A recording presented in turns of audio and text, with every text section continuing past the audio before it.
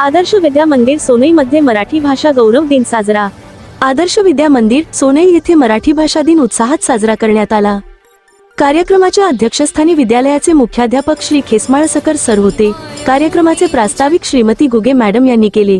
विद्यालयातील विद्यार्थ्यांनी मराठी भाषेवर भाषणे दिली, तसेच मराठी भाषेचे मायबोली गीत सादर करून मराठी भाषेचे महत्त्व अधोरेखित केले। कार्यक्रमात श्री दराडे सर यांनी विद्यार्थ्यांना मराठी भाषेचे महत्त्व समजावून सांगितले।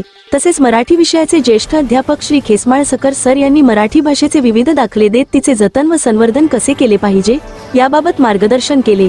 अध्यक्षीय भाषणात मुख्याध्यापक श्री खेसमाळसकर सर यांनी मराठी भाषेच्या महत्त्वावर प्रकाश टाकला आणि विद्यार्थ्यांना भाषेचे जतन करण्यासाठी प्रेरित केले। कार्यक्रमाला Shrimati Nisargad madam, Shri Phopse sir, Shri Pawar sir, Shrimati Awate madam, Shrimati Rasane madam यांची उपस्थिती लाभली। कार्यक्रमाचे सूत्रसंचालन साळवे मॅडम यांनी केले, तर आभार व समारोप श्री पवार सर यांनी केला। 1 मेला महाराष्ट्र राज्याची स्वतंत्र निर्मिती झाली। मग स्वतंत्र निर्मिती झाल्यानंतर महाराष्ट्रामध्ये जी काही बोलली जाणारी भाषा आहे ती मराठी भाषा, ती भाषा राजभाषा म्हणून स्वीकारली गेली। मराठी राजभाषा दिन हा 1 मेला साजरा केला जातो आणि ती भाषा वाढवण्याची, ती भाषा संवर्धन करण्याचं काम, ती भाषा सगळ्यांच्या मनामनात रुजवण्याचं काम कुसुमाग्रजने केलेलं आहे। म्हणून तो गौरव दिन जो आहे तो त्यांचा जन्मदिवस आहे, तो आहे 27 फेब्रुवारी। मराठी राजभाषा स्वीकारली तो 1 मेला। आपण कदाचित मराठी विषयाचे विद्यार्थी असल्यामुळे गल्लत होण्याची शक्यता आहे, म्हणून सगळ्यांनी लक्षात घ्यायचं आहे की राजभाषा दिन आणि राजभाषा गौरव दिन हा फरक आहे।